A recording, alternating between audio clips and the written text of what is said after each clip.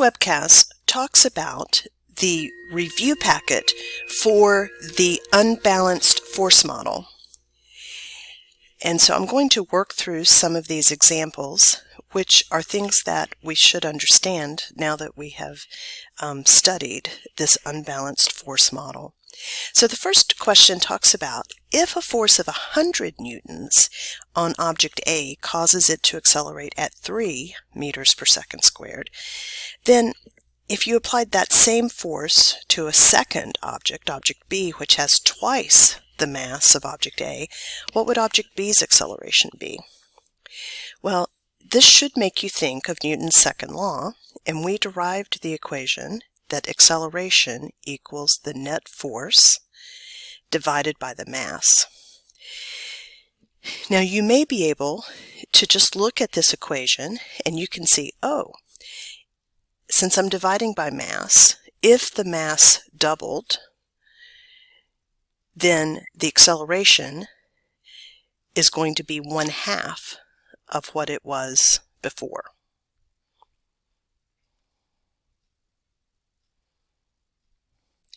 Because you're dividing by something that's twice as big. Okay, so that could lead you to say very quickly that, oh, the acceleration of B is going to be 1/2 of 3, which is 1.5 meters per second squared. And that would be a correct answer. Let's say that you didn't, that wasn't obvious to you when you looked at the formula. Another way that you could approach this is you could say, okay, for object A, I have this information. I know that the acceleration is 3, and I know that the net force is 100, and so the mass of A would be 100 divided by 3, which is 33.3 kilograms. Okay, so then I could come over here and say, okay, well, for object B, I know that the net force is the same, it's 100, but the mass is 2 times the mass that I found over there for A, and so I could do this math and I'm going to get 1.5 meters per second squared. So that would be another perfectly acceptable way to find the answer to that question. Okay, let's go on to number 2. Here we've got a crane lifting a steel beam to a high floor. So, I don't know. It's lifting this beam upward. So a crane, we've talked about cranes before, and if we were looking at a force diagram, we would have the weight of the beam, and we would have a tension force because there's a cable that the crane is using to lift the beam. So there's a tension force being applied to the beam by the crane. Okay, they give me this information about the steel beam. It's a 49 kilonewton steel beam. So I need to, first of all, that has a prefix. I'm going to need to interpret that K, but also since this is in newtons, it's giving me the weight of the beam. And so 49 kilonewtons is the same thing as 49 times 10 to the 3 newtons, okay, or 49,000 newtons. Okay, in A it says while lifting the beam upward, the tension force is 56,000 newtons. Okay, so they gave me this force. What is the beam's acceleration? Well, the first thing I need to do is to find the net force acting on the beam, and that's going to be the tension force minus the force of gravity. The order is important here. I added the tension force because it is moving in the positive direction, and I subtracted the gravitational force because it is pulling in the negative direction. Okay, so the net force on this beam is 56,000 minus 49,000, which is 7,000 newtons. Now, to apply Newton's second law to find the acceleration, I'm going to need to know the mass of the beam. So the mass of the beam, because remember they gave me the weight, not the mass, is going to be the weight in newtons divided by 9.8, meters per second squared. That's the acceleration due to gravity. So I have 49,000 divided by 9.8. So that mass is 5,000 kilograms. So now I can use Newton's second law, which tells me that the acceleration equals the net force divided by the mass. So this would be 7,000 newtons divided by that 5,000 kilogram mass. And so it would be 1.4 meters per second squared. Okay, let's look at part B. We're still talking about this crane, but now it says if the beam began from rest, how long will it take the beam to be moved 10 meters upward, assuming a constant rate of acceleration?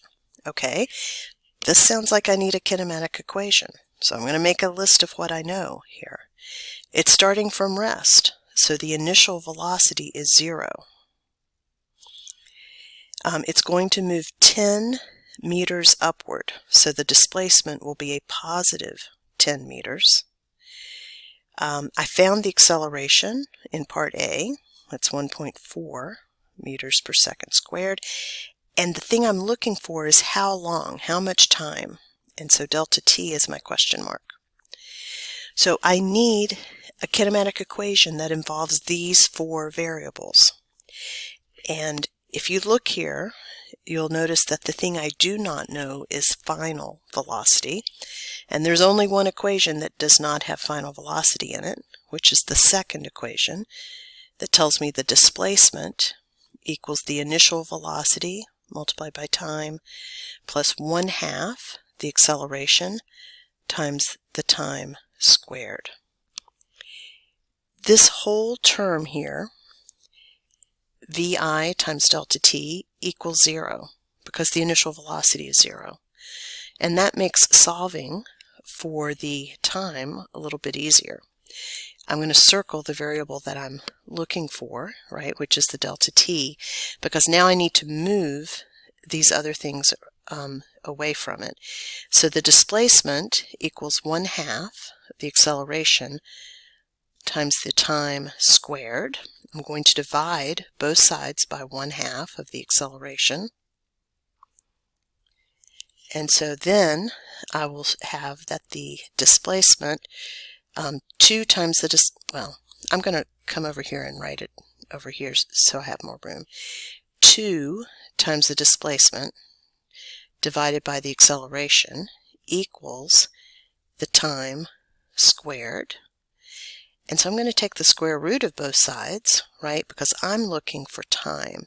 So time equals the square root of 2 times the displacement divided by the acceleration, which is 2 times 10 meters divided by the 1.4 meters per second squared.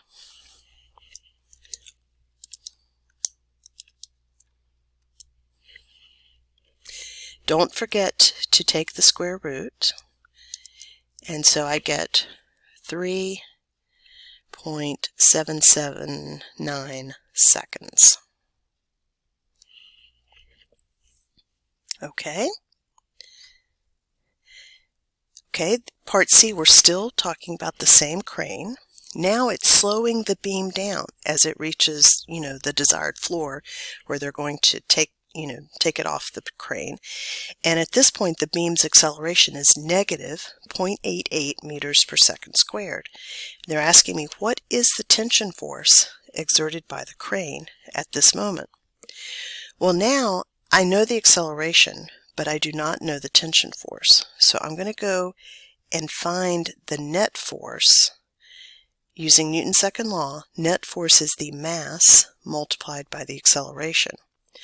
We found the mass of the beam up here. it's 5,000 kilograms.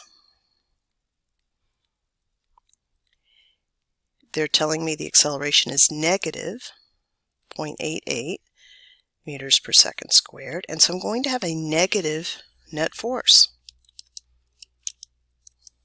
It's going to be negative 4,400 newtons. Okay. I also know that the net force in this situation equals the tension force minus the force of gravity.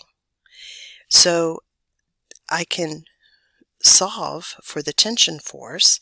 It would be the net force plus the force of gravity, which is that negative 4,400 plus the 49,000 newtons, and so that would be 44,600. That would be the tension force in this situation. And then the last part of this question is give the name, magnitude, and direction of the third law pair of the tension force that the cable exerts on the beam. So the tension force that the cable exerts on the beam, it showed up in my force diagram, right? This is the tension force that the cable exerted on the beam. It was 56,000 newtons and it pointed up. The third law pair of that would also be a tension force because it has to be the same type of force, but this would be a force that would be exerted on the cable by the beam.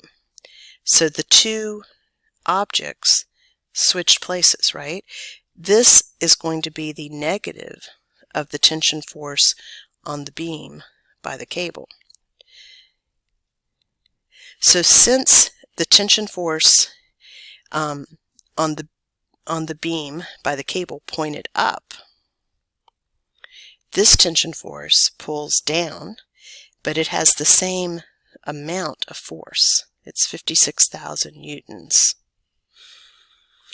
So this would be the name of it. It would point down, and it would be have a magnitude of 56,000 newtons.